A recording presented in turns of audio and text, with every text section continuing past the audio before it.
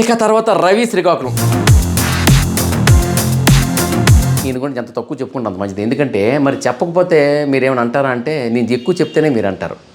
ఎందుకంటే రవి శ్రీకాకుళం ఈయన ఏంటంటే వచ్చిన వెంటనే ఏంటంటే ఓకే, తన ఫిజికల్గా తను చూపించవలసినవి చూపించారు, కానీ ఆయన తొడగొట్టాడంట. తొడగొట్టి మగాడే గొప్ప, స్త్రీ అసలు గొప్పే కాదు, ఆడది గొప్ప కాదు అన్నాడంట. అక్కడ అది తప్పు కదా.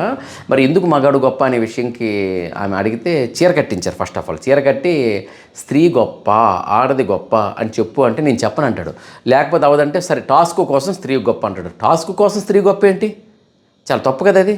పైగా ఆయన వివరించిన వివరణ కూడా 9 మాసాలు మోసిన స్త్రీని కేవలం హాఫ్ అన్ అవర్ డెలివరీలో అనే ఆ నొప్పిని కొంచెం తక్కువ చేసి మాట్లాడడం.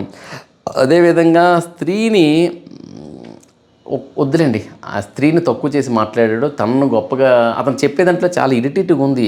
ఎందుకంటే యాంకర్స్ అనేది ఇంతవరకు టీవీ ఛానల్లో అంత ఇరిటేటివ్గా జడ్జెస్ యాంకర్స్ మొహం తిప్పుకొని వినేది ఎక్కడా చూడలేదండి.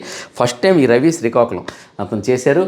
బట్ నాకు చెప్పడానికి కూడా ఇరిటేటివ్గా ఉంది. అందుకని చెప్పేసి ఫస్టే నువ్వు పో ఇక్కడ నుండి అని చెప్పేసి బిందు రెడ్ మార్క్ ఇచ్చేసింది.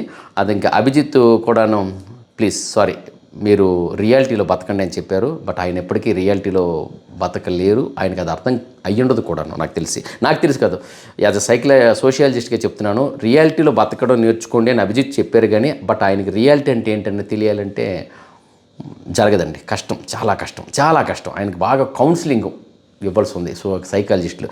ఇక తర్వాత వచ్చినప్పటికీ నవదీప్ గారు ఏంటంటే ముందు ఇంటికి వెళ్ళి ఫ్యామిలీని పెంచుకోవయ్యా అన్నారు. బట్ నవదీప్ గారి మాట ఇతను వినరు అనేది కూడా ఇక ఆ రవి మీదే విడిచిపెట్టేస్తున్నాం మనం.